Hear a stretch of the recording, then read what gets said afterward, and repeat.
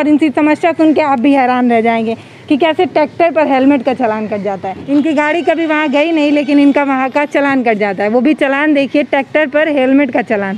तो इतना पैसा हम कर्ज ला कर जमा किए हैं वहाँ, लेकिन कह रहे हैं कि वहाँ पर ITO ऑफिस पर मैं गया तो वो जब उसको निकलवाया तो कह रहा है ये तो मैं पहली बार देख रहा हूँ कि ट्रैक्टर पर हेलमेट लागू हो गया है। ये कौन सा कानून है? बस यही कहकर हंसने लगा वो।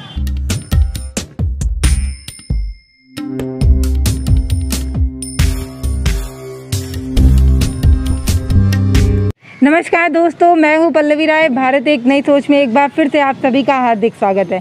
अगर मैं आपको बताऊं सरकारी कागज़ों में कितनी बड़ी धांधली होती है और आम इंसान का कितना बड़ा जो है वो कागज़ की वजह से कितनी बड़ी दिक्कत उनको उठानी पड़ती है, ये आपको ना समझ नहीं आएगा। लेकिन अभी आपको जो एक कहानी बताएंगे, एक सच्चाई आपको बताएंगे, आप सुन के हैरान रह जाएंगे। ट्रैक्टर पर अब कट रहा है हेलमेट का चालान। सोचिए, यातायात नियम बनाए जाते हैं, व्हीकल के लिए ना जाने कितने नियम बनाए जाते हैं, आम इंसान तक वो नियम पहुंचते भी हैं, लेकिन उसको कितने अलग तरीके से पहुंचाया जाता है कि आम इंसान को कितनी ज़्यादा दिक्कत उठानी पड़ती है, ये आपको बताएंगे। सोचने की बात यह है कि ट्रैक्टर पर जब हेलमेट का चालान कटा तो जो इनको जो चालान मिला है उसमें RC पेपर का जिक्र नहीं है। तो यानी कि जो जाँच कर रहा था उसके पास RC के कागज़ थे। अगर उसके पास RC के कागज़ थे तो उसको ये पता होना चाहिए कि किस चीज़ के लिए नंबर दिया गया है। अगर मान लेते हैं मोटर व्हीकल एक्ट, मोटरसाइकिल और ट्रैक्टर दोनों के लिए अगर सेम ही RC दे रहा है तो इसके लिए भी सरकार, इसके लिए भी कानून पे ही अगर सवाल खड़ा होता है। मोटर व्हीकल एक्ट क्यों बनाया जाता है? आम इंसान को परेशान करने के लिए बनाया जाता है क्या उनको देख रेख करने के लिए कोई संस्था नहीं बनी हुई है? इन सारे सवालों के साथ अभी हम इनसे बात करेंगे और इनकी समस्या सुन के आप भी हैरान रह जाएंगे कि कैसे ट्रैक्टर पर हेलमेट का चालान कट जाता है। क्या नाम है आपका? रामनिवास कुशवाहा। अच्छा, कहाँ के रहने वाले हैं? कुतुबतोला भैंसा का। अच्छा, कुशीनगर में? हाँ, कुशीनगर जिला। हाँ, थाना खद्दा। हाँ, तो क्या बता रहे हैं आप? जी मैडम, मेरा ट्रैक्टर है और मोटरसाइकिल का चालान किया है और बगहुच रोड कहाँ पे है मेरे को मालूम भी नहीं है। अच्छा। मेरी गाड़ी नदी के उस पार रहती है, जो बरसात के मौसम में घिरी जाती है उधर ही। हाँ। अच्छा, जब आपका चालान वगैरह कटा तब आपकी गाड़ी घर पे खड़ी? जी मैडम। हाँ। मेरी गाड़ी वहाँ माचहवा बेल्ट में बालगोविंद छपरा गाँव वहाँ पर थी गाड़ी मेरी। अच्छा, और चालान कहाँ कटा? चालान पता नहीं, बगहुच रोड पता नहीं किधर है, मेरे को मालूम भी नहीं है। हाँ। गाड़ी वहाँ पे गई भी नहीं लेकिन तब भी चालान कट गया। अच्छा, ये बताइए कि किस चीज़ का चालान कटा है? मैडम उस पर दिया है मतलब लाइसेंस और हेलमेट। तो ट्रैक्टर पे हेलमेट लगना कब से चालू हो गया है? हाँ। अच्छा, इनकी गाड़ी वहाँ पहुँची भी नहीं तब भी इनका चालान कट गया। और चालान कटा, इनकी गाड़ी है ट्रैक्टर और चालान कटा मोटरसाइकिल का, हेलमेट का। सोचने की बात है। अच्छा, ये जब आप जमा करने गए चालान तो आप उन लोगों को ये सारी बातें बताए? जी हाँ, तो वो लोग क्या बोले? तो वहाँ कह रहे हैं कि सर आप प्रूफ नहीं कर पाएंगे। एक वकील मिला, वो मतलब दौड़ाते मेरे को थका दिया 2-3 बार। उसके बाद कह रहा है नहीं, इतना नहीं होगा पाएगा, कम से कम तुमको 2500 रुपये भरना पड़ेगा। 2500 से होते जाते मेरा 3500 का चालान कटा। उसके बाद होते जाते 2700 रुपया लिया। उसके बाद 2-3 बार दौड़ाया। अभी तक मेरा चालान जो अभी कागज उसका गाड़ी का नहीं मिला है अभी तक मैडम। अभी तक नहीं मिला है। जिससे उससे मैं पेपर जमा किया था जब गाड़ी 2019 में लिया मैं, 2018 में। तो गाड़ी जब मैं अपने नाम से ट्रांसफ़र कराया तो उस पर लिख दिया हमारा 439 है और उस पर लिख दिया 335। मैं ट्रैक्टर जब पेपर फिर से जमा कर दिया ITO ऑफिस पर, उसके बाद पेपर का इंतजार करते थक गया। उसके बाद दूसरे वकील से मैं बात किया, वो कह रहा है मैं आपको हाथ पावर सही करा कर दे दूँगा। अभी तक मेरा पेपर मेरे को नहीं मिला है। अच्छा जी मैडम। नंबर उतारने में वहाँ पर गलती की गई जिसकी वजह से इनको अभी तक इनके गाड़ी का कागज़ नहीं मिल पाया।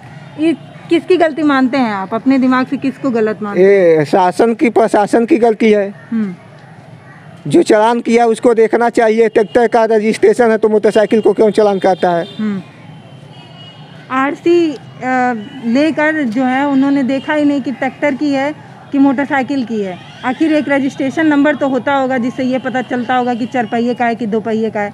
आखिर जो चालान काट रहे थे वो क्या देख के चालान काटे, उन्होंने क्या सोचा और ट्रैक्टर पे जो है हेलमेट का चालान कैसे कटा? सोचने की बात है। अच्छा, जब आप जमा करने गए जी तो आप लोगों को बता रहे थे कि दरअसल ये ट्रैक्टर का है और हेलमेट का चालान? नहीं मैडम, नहीं बताए थे। क्यों? मैं जब मेरे को मालूम भी नहीं था, 2019 में मेरा चालान हुआ 4 तारीख को। अच्छा। जब मैं पेपर निकलवाने के लिए दूसरे वकील को दिया तो वो आकर मेरे से बोला कि आपकी गाड़ी चालान हुई है 3500 का। तो मान लीजिए कभी मेरे साथ ऐसा गुजरा नहीं है तो मैं कैसे यकीन करूंगा मेरी गाड़ी, कभी मैं लेके गया नहीं हूँ तो कैसे मान सकता हूँ मेरी गाड़ी चालान हुई है। अच्छा। तो मैं उसको बोला कि मेरी गाड़ी चालान नहीं हुई है, तो कह रहा है तुम जाओ इंटरनेट से निकलवाओ। तो मैं निकलवाया तो देखा मेरी गाड़ी चालान हुई है। आप बताए नहीं कि इस नंबर की मेरी जो है वो ट्रैक्टर है, बाइक नहीं है। मैं बताया मैडम वहाँ, लेकिन कह रहे हैं कि वहाँ पर ITO ऑफिस पर मैं गया तो वो जब उसको निकलवाया तो कह रहा है तो मैं पहली बार देख रहा हूँ कि ट्रैक्टर पर हेलमेट लागू हो गया है, ये कौन सा कानून है। बस यही कह कर हंसने लगा वो। तो भैया इनकी गाड़ी वहाँ गई नहीं लेकिन तब भी वहाँ पे चालान कट जाता है और ये बोलते रहते हैं कि दरअसल मेरी ट्रैक्टर है और ये बाइक का चालान कट रहा है, लेकिन फिर भी कोई सुनवाई नहीं होती है।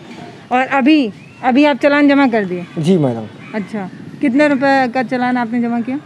मैडम मेरा 3500 का कटा था, 3500 उसमें मैं 2700 रुपये भरा हूँ। हाँ, और बाकी नहीं, कह रहा है नहीं हो जाएगा इतना में। अच्छा, तो देखिए एक आम इंसान सरकारी दांवपेच में इतना फंस जाता है कि उसको कुछ समझ ही नहीं आता है कि वो क्या करे। अब चाचा की बात सुनिए तो बता ये रहे हैं कि इनकी गाड़ी वहाँ गई ही नहीं लेकिन तब भी चालान कट गया। मेरे को मालूम ही नहीं है मैडम, बहुत मेरे को मालूम ही नहीं है। हाँ, इनकी गाड़ी कभी वहाँ गई नहीं लेकिन इनका वहाँ का चालान कट जाता है। वो भी चालान देखिए ट्रैक्टर पर हेलमेट का चालान। तो इतना पैसा हम कर्ज ला कर जमा किए हैं। अच्छा, कर्ज लेके जमा? जी मैडम, कर्ज लेकर जमा किए हैं कि किसी तरीके से मेरा पेपर मिल जाए। आप स्क्रीन पे देख रहे होंगे, जब हमने इस पे रिसर्च की तब हमें पता चला, यूपी की साइट पे जाकर हमने देखा वाहन.nic.in पे, वहाँ पर जब हमने इन्होंने इनकी गाड़ी की संख्या का डाला और उसके बाद यूपी 57 F0 यूपी 57 F0 116 उसको जब हमने डाल के वेरीफाई किया तब वहाँ पर भी यही खुल के आया है कि ये एक ट्रैक्टर है, एग्रीकल्चर काम के लिए इस्तेमाल होती है। तो इन्होंने क्या इतनी छोटी सी भी रिसर्च नहीं की, या रिसर्च करने के बाद भी इन लोगों को कोई फ़र्क नहीं पड़ा, बस इनको पैसा ऐंठने से मतलब था। अब क्योंकि एक बार चालान कट गया है, पैसा लेना है तो इन्होंने पैसा ले लिया। क्या इन्होंने छोटी सी भी रिसर्च जो इन्हीं के संस्थान द्वारा बनाई गई है इस पर भी इन्होंने रिसर्च नहीं किया है? तो आपकी क्या सलाह है वो बताइएगा कि ये लोग मतलब क्या कर रहे हैं। अपनी ही संस्था से एक छोटा सा रिसर्च करके एक आम इंसान को ये लोग मदद नहीं पहुंचा सकते हैं और बस पैसा ऐंठने का काम ये लोग करते हैं। तो आम इंसान की सुनने वाला कोई नहीं है।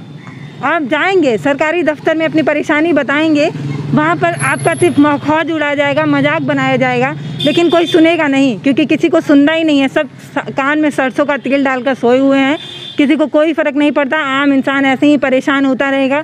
आपके साथ अगर कुछ ऐसा हुआ है तो कमेंट बॉक्स में लिखकर ज़रूर बताइए। तब तक अपना ख्याल रखिए। धन्यवाद।